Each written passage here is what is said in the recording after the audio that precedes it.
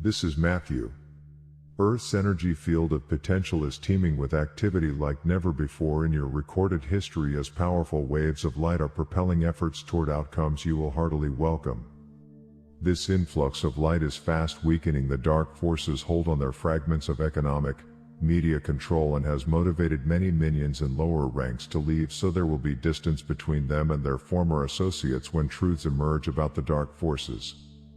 Those at the top are trying to salvage some of their former power, but it will be to no avail. None of their nefarious schemes will succeed. Accelerating vibrations along with evidence in hacked documents, leaked information, whistleblowers and firm action by influential individuals in every systems are bringing an end to the dark forces' long dark reign. Recent internet articles posit that when Hillary Clinton speaks publicly, people are seeing a clone, not the person. Although most who read that information would consider it an absurd smear tactic, the idea that a human might be cloned is seeping into public awareness. So that you understand why and how human cloning has been done in your world, I asked my mother to copy what Hugo, an advanced soul who is very familiar with this, told her 20 years ago. And I must say, he was exceedingly patient as questions in her mind kept popping up like firecrackers. The following is an excerpt from the Human Cloning chapter in Revelations for a New Era. Hello, Madam Susie. I am glad to join your company in this moment. It is my understanding that you have questioned if cloning of adult humans has been done on Earth. Indeed, that is fact, and has been for some time, as Matthew told you. I shall start straight away, at the beginning of the cloning process, if I may. Thank you. Human cloning is a process whereby the cellular material of a living being is taken for the purpose of reproducing the exact same likeness in a new entity. The cellular material is placed in a sterile vial in a liquid conducive for the growth of that material in purity and without imperfections entering the substance. After it divides and subdivides, the matter is transferred to a larger laboratory container under the same sterile conditions and temperature and light controls. The embryonic form becomes quickly apparent and soon the definite form of a fetus is easily recognizable. When the fetus has reached the stage of approximately 6 months of normal gestational age, it is transferred again to a holding tank wherein the liquid approximates the amniotic fluid in the womb during pregnancy. In this liquid the fetus continues to evolve normally as if in a womb. When the fetus has reached term development, it is removed from the fluid and is then treated as if birth by natural means has occurred. Except, of course, there is no umbilical cord to treat. Minor cosmetic surgery remedies that absence of the normal appearance. The process in human replication does not take 9 months. It is accelerated by means of chemical additives and ideal circumstances of laboratory makings. The initial process can take between 6 and 7 of your weeks for certainty of perfect fetal development, and another 8 to 10 weeks is required for the full growth. Since none of this is by natural birth processes, regular gestational time has no meaning. Cloning is not confined to reproducing infants who are permitted to grow normally from birth into adulthood. When the clone of a specific adult is at stake, the period of aging from emergence of the infant into an adult in prime years, say between 30 and 35 years of age, is only between 350 and 400 days. About 1 additional month of aging is required to produce a clone of a 65-year-old individual. That is the approximate age of most humans being cloned on Earth at this time. The substance that permits this rapid aging has not yet been discovered for such a purpose except by those few scientists engaged in the cloning process. A few individuals on Earth have been afflicted with a chemical imbalance that causes their bodies to age far more quickly than what is normal there. A 10-year-old child can have the aged appearance and organic functioning and processes of a very old person. Old by your standards, that is, not elsewhere. The chemical that causes the imbalance in that diseased child's system is what is used almost to perfection in the process of rapidly aging infant clones into adults. This aging acceleration process also requires the addition of several key nutrients to the diet and ideal laboratory conditions of temperature and controlled degrees of oxygen and carbon dioxide. The disadvantage is that when the appearance must be identical to the original person who is about 60 or 65 years old, then the entire clone being must be aged until that identical appearance is reached. There is no way to stop the aging of the organs and still achieve the necessary appearance, thus the organs are subjected to all the stress of the accelerated aging as well as any deficiencies inherent in the family genes.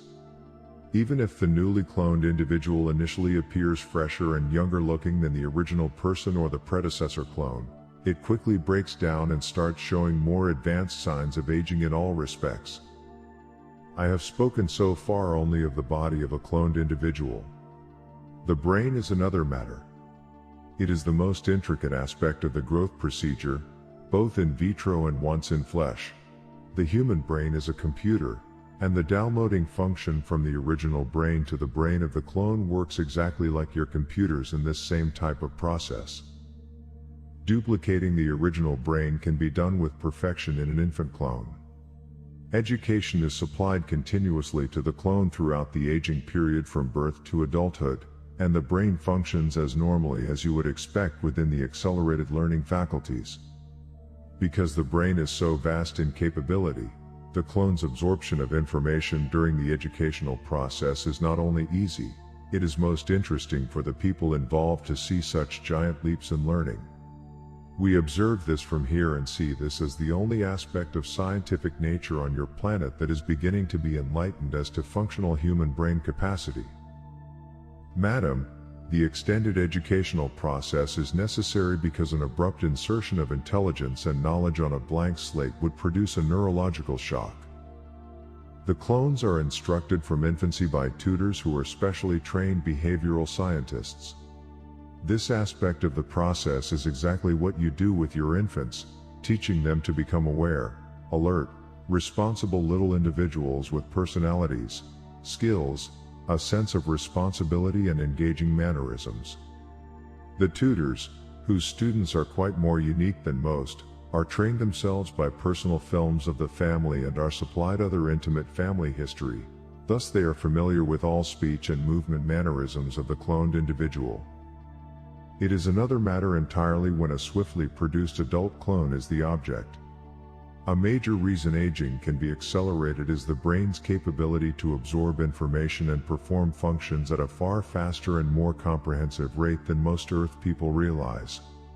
In fact, if this were not so, adult human cloning there would not be possible. In a rapidly aged clone, keeping the integrity of all knowledge gained during the original being's lifetime to that point is at stake. The adult clone's initial memory ability is compromised to the extent that the clone may appear befuddled or momentarily at a loss for words until the memory kicks in or the clone's own thinking aspect overrides the hesitation and covers, so to speak. Since this is not highly unusual in real people, it is not generally noticed with suspicion in the cloned beings, but rather is considered only a human imperfection. The downloading of all information in the brain of the original person or of the clone being replaced must be done at the moment of the need for the new clone. This can be done most successfully from the person's brain to the first clone. Slight deterioration occurs with every successive downloading procedure from the outcast clone to its replacement. No, the original brain cannot be used to circumvent this deterioration, even if that individual is still alive, because that original brain does not have the same accumulated knowledge as the most recent cloned entity. You can see that the identical store of latest information is essential if the replacement clone is to be accepted as the real person. While we are pleased to see this advancement in technology on your planet, its misuse neutralizes our elation at your discovery. Powerful people are being cloned now and have been cloned for many years, and none of this started with good intent. Always it has been for control purposes. Some of your world leaders were cloned many years past and by now are in the 30th or more versions of the original person. The purpose of cloning those people is to create the certainty of their longevity and maintenance of their influence. You can notice the abrupt and considerable change in appearance toward vibrant health and youthfulness of some world leaders as seen in TV films or photographs. Usually this high robustness and stamina immediately follows a day or a few days of absence from the public eye after a period of increasingly evident aging appearance. You attribute those remarkable differences to the person's brief vacation or recovery from a proclaimed illness. But here it is known that, simply, a new clone has replaced the old one. Yes, several clones are produced at the same time, educated as I previously explained, and kept in various places on your planet to be ever ready as needed for the up-to-the-moment knowledge insertion process. Many versions of the clones are necessary because the art of this science has not been perfected on Earth. The cloned adult bodies disintegrate far more rapidly than same-age bodies having grown old naturally. This is due partly to the accelerated aging process from infant to adult body and partly to the lack of skill in those scientists who perform the various procedures. Earth's third density atmosphere also is a factor. The cloned individual's family members are, of course, aware of the existence of the clone or clones, and they participate in both the educational process and the cover-up. If they resist, they themselves are cloned, usually against their will, and their clones carry on with public functions. In some cases the original persons have died naturally, or they have been killed if it served the purpose of still more powerful people. Others are still living, although never seen in public. Only the clones are seen publicly. To quiet your mind of its question, madam, 5 countries have developed the cloning process with just about the same level of success with the reproductions, and 1 other country is still experimenting with earlier stages. Laboratories are designed around the same functional basis, with little variation in the overall process. Some years ago there were enough variations in procedures so that differences in the quality of the clones were easily detectable.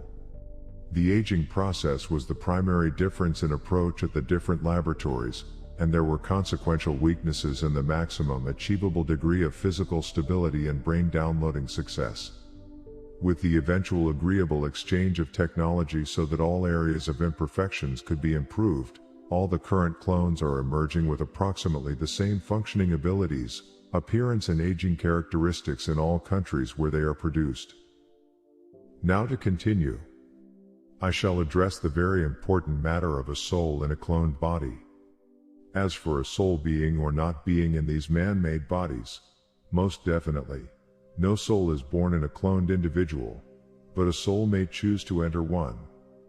There is good reason for a soul to enter, just as there is good reason for a soul not to. For a soul who has been waiting to experience in physical form, it is an opportunity to do so in these waning days before great changes within God's plan for raising consciousness of the planet and all of you who are receptive. However, any soul who enters these cloned bodies knows the risk of becoming trapped by the dark forces that have pervaded the psyche of the original person and any predecessor clones. This is a particularly important consideration as brain functioning deteriorates with each downloading process, as I have mentioned, and thereby weakens a soul's mental resistance to becoming trapped. Also, in later versions of the clones, longevity is not long, so those bodies are not looked upon as the paradise life one might suspect of an individual in a highly influential position. Why would any soul take on such a problem? The power of such an influential position is exactly why some souls are not only willing, they are eager to enter the clone. They do so with the determination to overcome the genetic structure, the influence of the memory, and the inherent tendency to follow the negative path that the original soul was on. When a soul is very strong indeed, there is the will to uplift the genetic and moral character to the point that there does seem to be a turnabout in the person's health, attitudes and activities.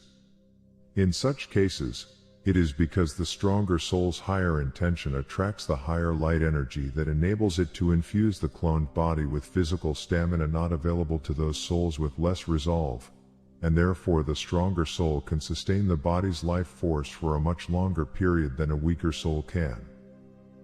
Now you are thinking, how can a body live without a soul? The chemical makeup of a physical body is such that it is an independently functioning entity.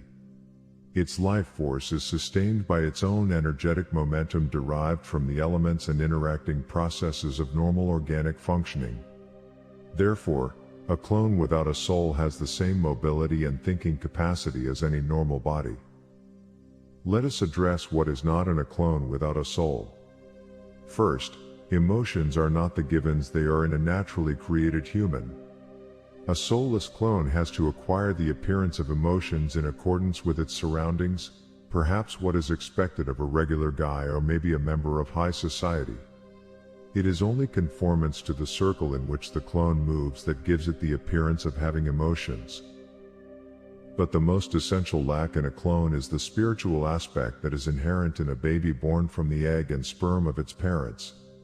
The soul life force encompasses those aspects of being that are the bonding with God, conscience, intuition, sense of self at a higher plane than normal conscious functioning. So, neither those ties with God nor natural emotions are within the soulless cloned individual.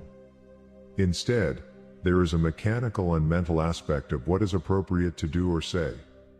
Once mastered, that ability is as proficient as if the person had spent a lifetime accumulating wisdom and behaving properly. Your mind is so full of questions, madam. No, producing what you call test tube babies is not in the least the same nature as cloning individuals, and most surely not in purpose. I'm sorry about thinking of so many things to ask you, Hugo. Since it's public knowledge that a sheep has just been cloned, do you know why people en masse haven't questioned whether the same can be done with humans? Well, madam, I'd say that even though the cloning of the animal is known, there will be no sustained information on that accomplishment. The art of cloning has not been perfected there, and the products will not age in the same normal way naturally conceived animals do. When this is realized, there may not be many reports on it. Also, I'd say that concentrated publicity could logically cause all thinking individuals to extrapolate that achievement into the possibility of human cloning. That kind of speculation does indeed exist there, but to prevent the major populace accepting such a feat as a possibility, much less a validity, science fiction in books and films is the masterful means whereby the human cloning technology is confined to entertainment, and always in a tenor of absurdity. I cannot tell you when cloning first was done, but the technology is in the universal mind and therefore accessible to those who tap into this ultimate source of all knowledge. Hugo, does God approve of cloning? I am amazed by your question. I never thought to question this. I suppose he doesn't disapprove, as anything that creates for the higher good of the universe surely cannot be considered bad by God. It is in the abuse of this cloning capability, like anything else, wherein God most surely would be disappointed, I would think. Madam Susie, I ask respectfully that you return to discuss this matter with me another time. I shall come directly in response to your summons, or Matthew will contact me, if you prefer. Thank you for this graciousness, and by this I shall say goodbye for a brief time. The following day, Madam Susie, thank you for receiving me again. I am heartened to tell you that cloning is not inherently against God. No, not at all. I have given this considerable thought since you questioned it. I have talked with one of the Master Council members whose wisdom in spiritual affairs is higher than any others in this realm, and he has agreed that cloning is not against God's wishes, only the misuse of the cloned individuals or the self-serving purpose behind the development of them. Mother, thank you. When readers first questioned if Hillary Clinton is dead or alive and if the person seen in public is a clone, holographic image or body double, we asked Nirvana's monitors of Earth and their answers varied. It is not difficult for them to decipher energy stream or attachments around a person, but the profusion swirling around Hillary contained a mixture of speculation and fact about that specific issue. After the monitors obtained clarity, they gave us the following report. Hillary is indeed alive, but she has not been seen in public since being assisted into a car several weeks ago. Always one of her clones is nearby, That is standard procedure with any person who has been cloned in your society. But her physical and mental condition at that time was too compromised to download information to the clone, her first to be used. Thus, the pneumonia diagnosis was devised to give Hillary time to regain sufficient stability for the download to proceed. After a brief absence from public view, she reappeared looking refreshed, younger and slimmer, just as she did several years ago when the clones were fabricated. Only the clone and any successors will be seen publicly from now on because Hillary's deteriorating health would be such a marked contrast to her clone's vibrancy and high energy. It isn't known if that situation will have any effect on presidential campaigning. What is known is, energy surrounding the two major parties' nominees is negatively ablaze.